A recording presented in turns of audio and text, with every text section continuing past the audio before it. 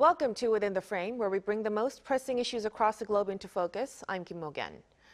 The Constitutional Court's unanimous decision to remove President Yoon Suk-yeol from office marked a significant turning point in South Korea's political landscape. While the ruling ended a 4-month-long impeachment process, it also set the stage for new questions about national unity, democratic resilience, and the future of political leadership. Public reaction over the weekend was active but largely restrained, with both pro- and anti-impeachment rallies taking place without major unrest. Now, at the same time, increased political engagement among younger generations and rising concerns over ideological polarization suggest deeper shifts underway in Korean society. To better understand the significance of this moment and what it may mean moving forward, we speak with two guests here in the studio with us. To my right is Hans Schadl, Professor of Political Science at Yonsei University. Welcome to the program, Professor. Hi, Mok-yeon. Thank you for having me. And also joining us to my right is Seo Chan-seok, Associate Professor of Sociology at Chungang University. Thank you for joining us. Thank you very much for having me tonight. So let's start our discussion with Professor Schadl. So like I said last Friday, South Korea's Constitutional Court unanimously ruled to remove President Yoon from office. I must ask, how do you read into the significance of this latest decision?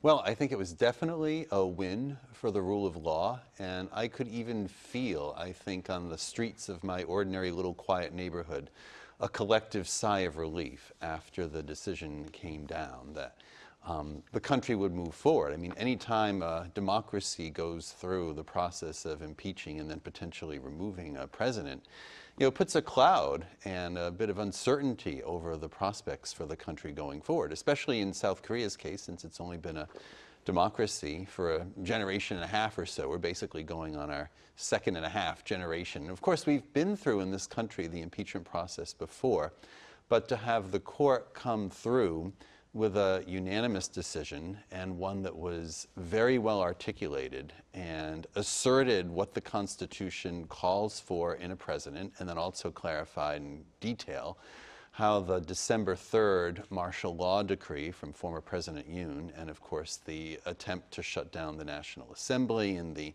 intrusion on the National Election Commission and the process in which all that was done, to make it very clear, I think crystal clear, to the public how the actions that night and how many of the actions accompanying that night were outside the boundaries of the Constitution. I think that sent a very strong message to the people of Korea. And I also noticed in the 24 hours after that, especially, and in some ways even continuing into this week, that globally the political reaction was also quite interested and supportive, I think, because in so many countries right now we hear talk and concern about democratic backsliding, and the research institutes that monitor the health of democracy around the world have been raising concern that autocracies, government, at the hands of a strong man as opposed to government really adhering to the rule of law, that this may be on the rise. But here was a case where an attempt at autocracy by, you could say, a rogue president, at least on the night of December 3rd here,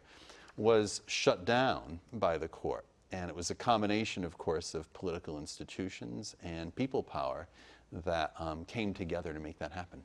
Right, so we were clearly able to see how power of democracy was evident. Now to Professor Seo as well, even after the decision has been announced, pro and anti-impeachment rallies were held across Seoul over the weekend. Thankfully, the level of chaos was, not that extreme as expected. What do you think are the reasons behind this? Yes, protests and demonstrations used to be violent under the military regime. But 35 years after the democratic transition in 1987, social movements are now perceived as a legitimate way for people to raise their voices and to make collective claims. So protest in South Korea generally is very peaceful compared to other countries. So yes, there were some violent incidents, such as a riot in front of the district court in Seoul. But generally speaking, both protests were very organized, and participants in both rallies were generally quite strategical, I think. The motive of protesters behind their decision to take part in these rallies were to influence the decision-making process of the the judges in the Constitutional Court. So once the decision was made, they lost their motive. So I had this very unique opportunity with a dozen of student researchers to go to protest sites, both anti and pro-impeachment rallies. And at first, I was very worried about the safety of my student researchers, but it didn't take that long to realize the very peaceful atmosphere of both protests. So I think now social movements in South Korea are basically peaceful and organized. Right, so the general atmosphere was largely peaceful Yeah. and calm. Now, this impeachment process, it took a total of 123 days for Yoon to be removed since the martial law was declared on December 3rd. Now, based on the roughly 4-month-long process and public protests as well, Professor, what do you think this incident actually signifies for South Korean democracy? Well, there's a term in political science called democratic consolidation. And there's a few different ways of understanding that. But one way of thinking about a democratic consolidation is if a democracy runs into a big test, and then how will the democracy survive that test? Will it survive that test with its institutions intact, or will it even come out stronger? There is the phrase in English, the saying in English, what doesn't kill you makes you stronger. So sometimes when a democracy goes on trial, it may very well emerge from the trial more resilient than before. And of course, this country went through it in 2016, 2017 with former President Park Geun-hye. You know, I was here during that time period. So for me, it was a little bit almost of a deja vu. Even though the circumstances leading to the impeachment for each president were very, very different, the whole 4-month process and the assembly's role and then the public's role and then, of course, going to the court.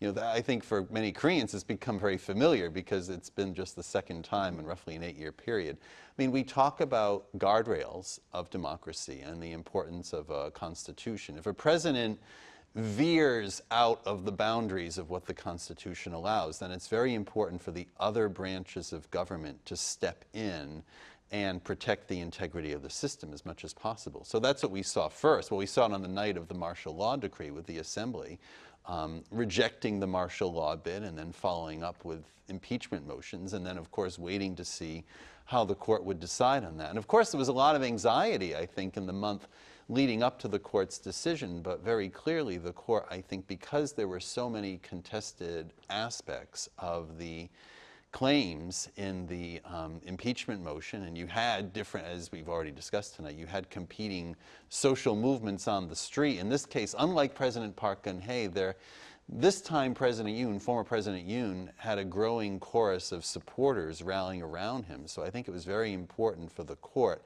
to answer back and make a very clear stand on what was constitutional and what was not. Because it was worrying, again, there's something different this time in January, when the courthouse itself got attacked around the time that President Yoon was detained. That was something that we didn't see in an earlier time period. And protesters supporting the impeached president, taking cues from U.S. President Donald Trump's movement, you know, the Stop the Steal sign. Stop the Steal in the U.S. after the 2020 election was actually based on lies. So there was some concern, I think, that, you know, is there a movement here in Korea playing the same game that might not necessarily be productive for having a more healing conversation on where to take the country and the country's young democracy once things get settled down. So there was some uncertainty with that, but I think the court, in its decision, put the country on a much clearer course, again, toward democratic resilience going forward. Right, so it took a long time, but perhaps this one, it reaffirmed the democratic resilience in this difficult time.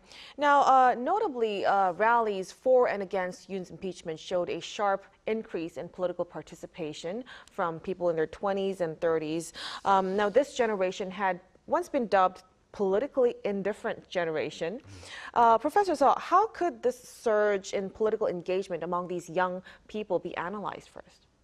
For young people, actually, engaging in protests is actually not a big deal. It's not a special thing for them.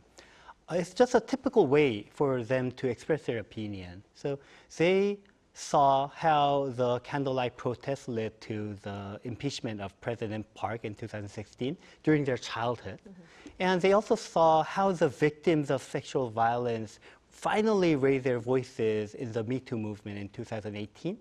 And in annual protests such as Queer Parade or climate justice action, we always see high turnout rate of young population in those protests. So these young people just find this political moment as another opportunity for them to engage and to raise their voices. So from now on, I think young people being politically indifferent is not an accurate statement. Now, for both progressive and conservative, it would be very critical for them to successfully mobilize and recruit these young people in their movement. Right. So it was really a natural thing for these young people to, learn about these through a lot of incidents that happened throughout their lifetime. Right? Yes, yes. Now, Professor Shadow, with this kind of shift in political landscape, how do you foresee this increased participation among younger generations change South Korea's political landscape? Well, first of all, Mok-yeon, it's great that we see more young people interested in politics and actively engaged again, as Professor Saw was saying.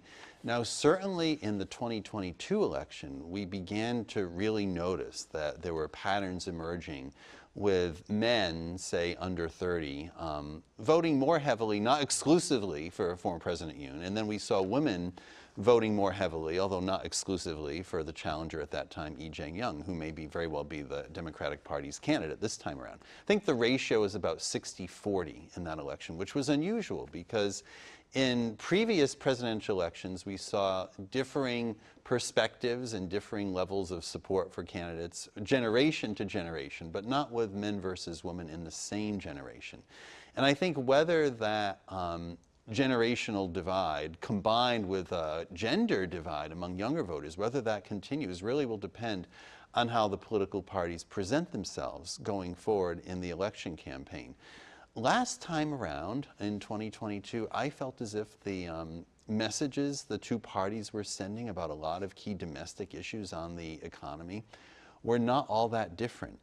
And I mean, both parties, for instance, were very concerned about the lack of affordable housing or underemployment among young adults or the challenges it takes to get families off the ground these days, a challenge that's related to the declining birth rate here. The parties were very responsive, trying very hard to be responsive, I think, to younger voters. But I think the voters saw personality differences with the two candidates and differences in temperament and tone and even differences in the gender issue itself and how the candidates portrayed themselves.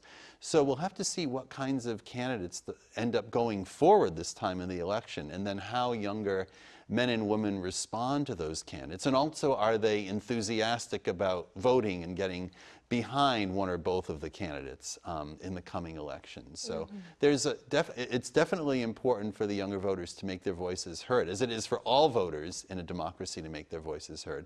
But I think the voters will be reflecting back on what kinds of signals are being sent to them by the candidates and the parties over the next few months. So this phenomenon would bring significant changes ahead, not just in voting, but also in part of political strategies also as well. It could be an exciting time. Now, let's also touch upon this national reconciliation theme. It has been a pressing issue since this impeachment happened. There are growing concerns that ideological divide between progressives and conservatives has reached a peak through this latest incident. How do you assess the current situation? Well, it's time for the parties to diffuse those kinds of tensions or do what they can to diffuse them instead of inflaming them, I think. And of course, it's tempting for political parties to try to press all the buttons of the voters that will anger them. But I think in this case, both political parties should really try to send a much more positive message going forward. It's one thing to build a negative coalition to support a political party when that party is campaigning against something. So in the case of the Democratic Party, they have been campaigning against the PPP, the party in power. But now the Democratic Party is going to have to campaign about positively where they want to take the country. And likewise, the People Power Party, if they keep that name going forward, they typically rebrand themselves. They're going to have a lot of explaining to do this time around, as we know, because this is the second time in a row that a president from their party has left office early and in disgrace and impeached. And I think one thing that voters might have in the backs of their minds, and this may be across partisan divides or gender differences in perspectives or generational divides, all the usual kinds of cleavages, or even regional divisions, I think that one thing that voters in Korea might end up agreeing on this time is that they will want to find a candidate who is not going to get impeached in the next presidency. A candidate that hopefully will maintain the integrity and credibility as the country's next president. You know, there were candidates who ran for office in 2017 after the impeachment of Park Geun-hye. I'm thinking in particular An Hee-jung. If he had been elected, there were scandals about him that emerged in the years that followed. He might have well been impeached if he had been successful. So vetting the candidates is going to be very important for the political parties. And I think if the right candidates come forward with these kinds of positive messages, that might diffuse the kind of polarization and energize voters so they can think more positively about the future and what's important in the country's interests for the future. So with this situation, you know, it's at a peak. This ideological divide is at a peak. Some people say that this polarization is triggering other kinds of, you know, social conflict as well. Professor Seo, which areas should we be a little bit more concerned about? Yeah, regarding heightened political polarization, my main concern is to see the non-political policies turning into political ones. So this process of politicization. So here I'm thinking of environmental policies in the United States, for example. Environmental policies are necessary to deal with this global level climate crisis. But once the environmental issues become politicized, now the policies lost its bipartisan support. Same goes for gender policies in South Korea that I am focusing on. South Korea has historically been under the patriarchal system for a long time, and gender inequality still persists in our society and our economy. And the government actually has that responsibility to guarantee equal rights and opportunities for everyone, regardless of their sexual or gender identities. But once the gender issues become politicized, now it lost widespread support. So once, I will say spillover effect of political polarization into social polarization, where political polarization can easily turn into social level polarization based on people's social backgrounds. Right, so it's a very concerning situation. You know, these divides could spill over into areas like gender and generational tensions as well. Now, the impeachment, Professor Shadow, has now brought South Korea into an early presidential election phase, and there are concerns that the coming election might be just as divisive as the impeachment process itself. What kind of steps do you think could political leaders do to reduce these polarization during this time around? Well, if we're talking about political leadership, one thing that's going to be, I think, very important from the outgoing president, again, former President Yoon, is to stay out of the limelight. And I have noticed in the last few days that conservative media, in particular the Jungang-ilbo, for instance, had an editorial, very worried editorial, arguing that President Yoon has not yet fully apologized or taken responsibility for the mistakes that led to his impeachment, and that there is the chance, as long as he doesn't own up to what happened. I think that Jungang-ilbo was pointing out, as a fairly conservative news organization here, that there is a risk for the former ruling party that the litigation in the society over Yoon Suk-yeol among his supporters will continue to haunt the party and haunt the election going forward. So, you know, certainly the PPP is going to have to turn over a new leaf very quickly. Otherwise, there could be the ghost of a former president kind of looming over the next election in a way that didn't happen last time. Last time, former President Park Geun-hye, after she was impeached and removed from office, she moved out of the Blue House, and you know, her case continued legally, but it didn't really overshadow the election, at least as I remember it. So the question is, will the wreckage of this former presidency continue to loom over the election, I think the party will want to go in a new direction. And of course, Lee Jae-myung on the Democratic Party side, he's not entirely out of the woods either. There are a lot of questions that he will have to face and his supporters will have to face. I think both parties, again, have to look very carefully at what kinds of candidates they put forward. But when assuming all that is said and done and goes forward favorably, then any democracy looking at election going forward in this day and age, I would say one is for the candidates to be positive. Again, as I said a moment ago, it's one thing for a negative coalition to overturn a government that they don't like.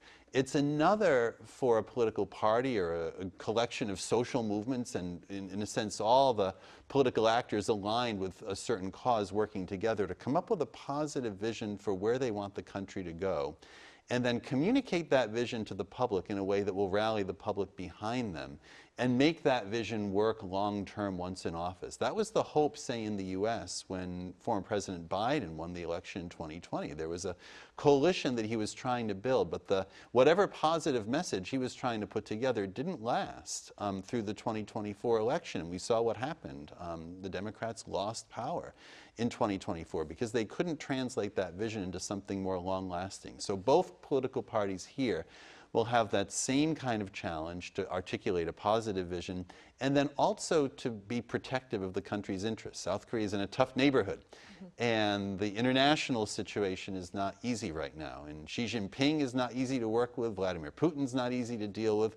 We'll see who's running Japan in the next couple of years. Of course, President Trump in the U.S. is not easy to work with, and Kim Jong-un raises his own set of issues. So both candidates are going to have to make an appeal to the public that they have not only a vision, but a strategy on where to take this country forward in the next few years. And we'll see which candidate prevails. So putting aside political wrangling and focusing on the country's interests would be key. Now, foreign media outlets have warned that in the short term, South Korea society may become even more polarized following this impeachment incident. Professor Seo, given the country's heightened political divisions, what kind of efforts do you think are needed to achieve social cohesion? Yeah, the declaration of the martial law obviously intensified political polarization, and it's very understandable to be worried about the situation. But at the same time, I could see many people who have relatively moderate views from both progressive and conservative camps who feel very tired about this ongoing conflict. And interestingly, this fatigue is could be a treatment for any sort of conflict. So during the election and even after the election, I really hope that political candidates try to find some constructive way to persuade moderate voters using policy platforms rather than relying on that old, destructive, and exhaustive tactics to demonize each other. So on top of what Professor Seo mentioned, I really hope that the role of politicians will be very critical during and after the election. Right, so this really goes in line with Professor Seo's comments. So we hope the next 2 months we'll see a lot of focus on campaigning and towards political policies and to better shape the government's next few years to come. Now, we will have to wrap up our discussion at this point, but thank you so much for your insights tonight, Professor Seo. Thank you for having me, Mok-yeon. And also Professor Seo. Thank you very much. That'll be all from us on Within the Frame tonight. Be sure to tune in again next time as we continue to explore the stories that matter. Until then, stay informed and engaged.